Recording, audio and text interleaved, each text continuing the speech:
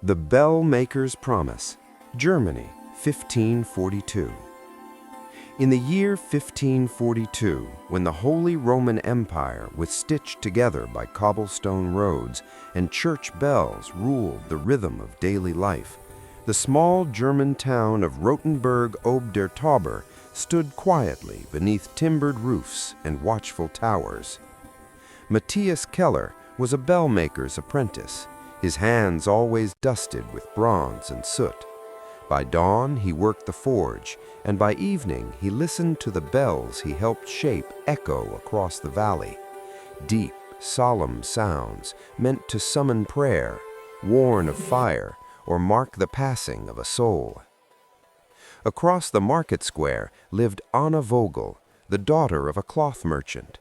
She spent her days spinning wool and tending her father's stall, her laughter soft but certain, like a melody that lingered even after silence returned.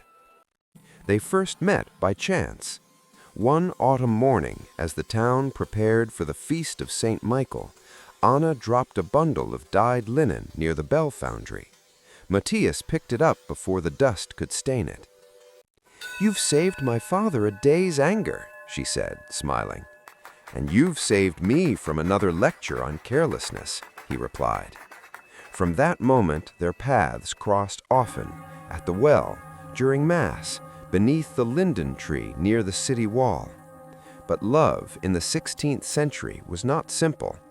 Anna's father had already promised her hand to a wealthy merchant from Nuremberg, a man she barely knew. Matthias had no gold, no land, only skill, faith, and a dream of one day crafting a bell worthy of bearing his name. When winter came early that year, Anna's engagement was announced. The town bells rang loudly, but to Matthias they sounded hollow. On the night before Anna was to leave for Nuremberg, Matthias climbed the church tower where the newest bell awaited its first ringing. Inside its bronze curve, he had carved a single line, hidden where no one would look.